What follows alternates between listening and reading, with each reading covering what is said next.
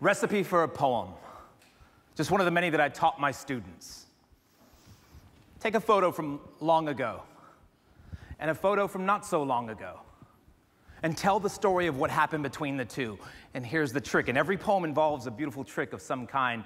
Place something in the poem that shouldn't be there. Maybe something that doesn't belong in any poem ever. Something like math.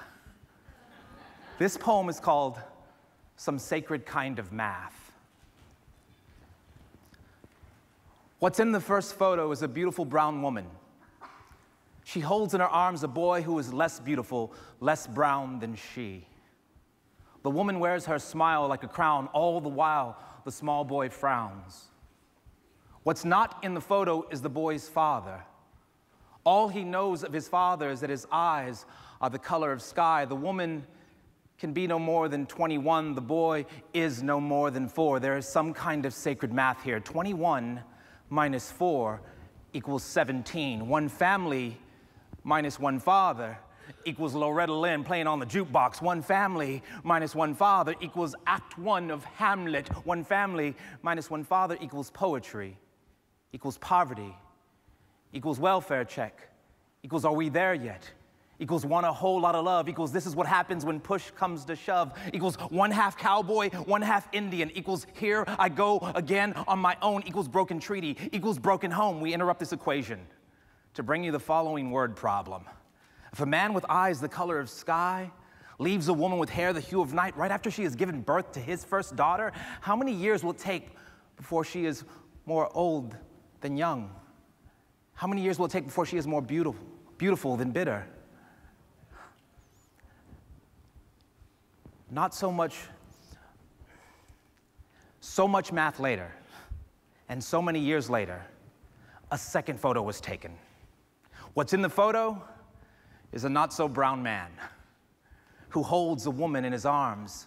Her smile is the answer to all life's equations. She doesn't know it yet, but inside her grows their first child.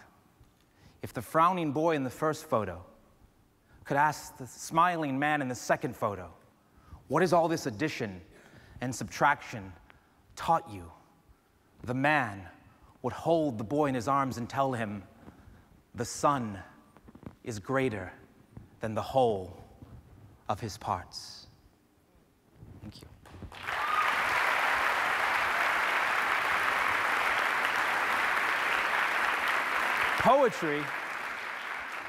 Poetry saved me in every way that a person can be saved. And because of that, I try and introduce it to my students, whether they were the students that I taught in my classroom for 7 years as a high school English teacher, or the students that I work with all over the world when I travel now as a poet and a writer. And today, you are all my students. I have a lifetime certification from the state of Texas, and I can give homework anytime I like it.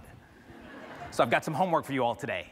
And that homework assignment is for you to create, on your campus, in your school, a write club. My idea that I think that needs to be spread is Write Club. And what Write Club is a classroom or a black box theater or an auditorium where a faculty advisor can sponsor this gathering. And what it is, it's a gathering of young people who are odd, like me. People who like poetry and short stories as much as they like basketball or football, maybe even more than they like basketball or football. And it's a space where you can gather and be safe and be heard. Now, the first Write Club that I created was in my classroom, and it had everything to do with one student, a kid named Tim, a 16-year-old, skinny, odd, extraordinary kid who looks a lot like you. Because for my Write Club, I made them write 2 original poems, and then they had to write 2 essays in which they critique their own poem. Now, I'm going to share Tim's poem with you in a minute, and it's an extraordinary poem because when I gave the assignment, Tim raised his hand and said, Mr. Z, that's me, Mr. Z, is it cool if I write an acrostic poem, which I just taught them about? And I said, Tim, not only is that cool, I think it's astonishing. For those of you who don't know what an acrostic poem is, that's a poem that has a hidden message typed into it. Awesome. Now, before I share the poem, I want to share the title with you all, and here it is. But rather than I sharing it, I think we should all share it. So, on the count of 3, we're all going to pronounce this title to the world. Don't get it wrong. This is going to be on YouTube forever. So make sure you pronounce it correctly. Look at how it's punctuated. Make sure you have that cool hipster, questioning tone that you should have right now for this one word. So on the count of 3, we'll announce the title of this poem to the world. 1, 2, 3. Answers. Perfect. You should have seen your face. All of you did this. Answers? It's perfect. He took the strongest word in the English language, answers. Doesn't it sound so American, like ranch dressing, And with one little punctuation mark, he turned it into the weakest word. It went from answers to answers. And now the poem. So, this is the poem that Tim wrote for Write Club that year. Now ask, what is there? For the masses have to tell you. Their views, theories, all they'll share, throwing out even the inexperienced view. Shifting things our minds are malleable and soft. Things that would seem that are begging to be cleaned. Ergo, they should be washed. Not by airy waft, but only by the dirtiest of hands be cleaned. Nothing of cost can then become truth. As response to the effective words, only our mind alters reality produced, then forcing us to see thinly afterwards. For change, we should try and view more than a careless opinion that dies. Be fact of yours based on theirs, then for no more. You live inside a lie. Now, this is an extraordinary poem written by an extraordinary young man. But what's really special about it is that there is a hidden message inside of it. Now, we've all written that acrostic when we were in middle school, to that one person that we really, really sort of have a crush on. And, all the capital letters down the left-hand side spell out, I love you, boo. And all the lines start from that. But if you were like me in 7th or 8th grade, you were an idiot, because that's what I was in 7th and 8th grade. So 2 weeks later, you had to write another one that went, I'm sorry, boo, please take me back. And they all started from that. But this one is a little more elegant than that, a little more sophisticated than that. In fact, I'll go so far as to say this one is the most elegant, most sophisticated I've ever read in my life. Now, I know what jumps out at your ear, the rhyme. This poem rhymes. It has what we call in the poetry business end rhyme. That there rhymes with share and that you rhymes with view. There's a pattern, a sequence that happens. And it happens all the way down. It even has this thing called off rhyme or slant rhyme with that truth and produced. It's very, very complicated, but very well done. We label this pattern with symbols out to the side of the poem. That's what we do in the poetry business. We label rhyme schemes sometimes.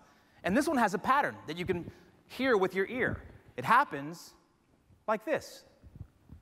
A, B, A, B, C, D, C, D, E, F, E, F, G, H, G, H. But that doesn't help us find the hidden message at all. So let me tell you something about Tim.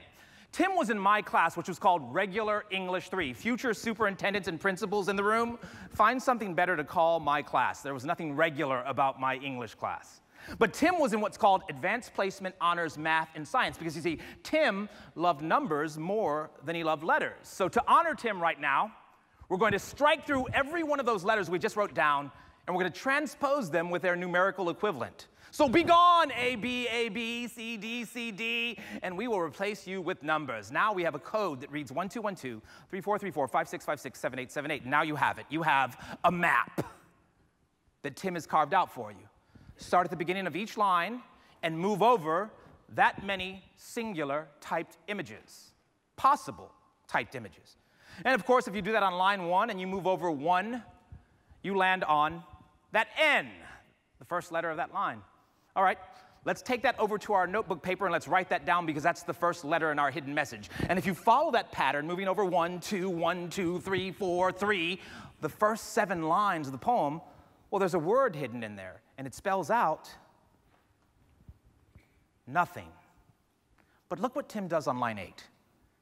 If we move over 4 possible typed images on line 8, guess what you land on? Oh yeah, that's a space. So we take that space and we put it over on the line next to nothing, and now we continue down the poem, and there's even more hidden inside the poem. If you move over 5, 6, 5, 6, 7, 8, 7, counting the spaces, we're going to find that we have 2 more words. And he goes so far as to end his sentence, because on the last line, if you move over 8 possible typed images, oh yeah, that's a period. And you have just spelled out a hidden sentence that reads, nothing is fact. I love poems that ask big questions. The first line of the poem asks, now ask, what is there? Tim, hid the answer inside the poem. Nothing is fact. I told you they had to write an essay in which they critiqued their own poems.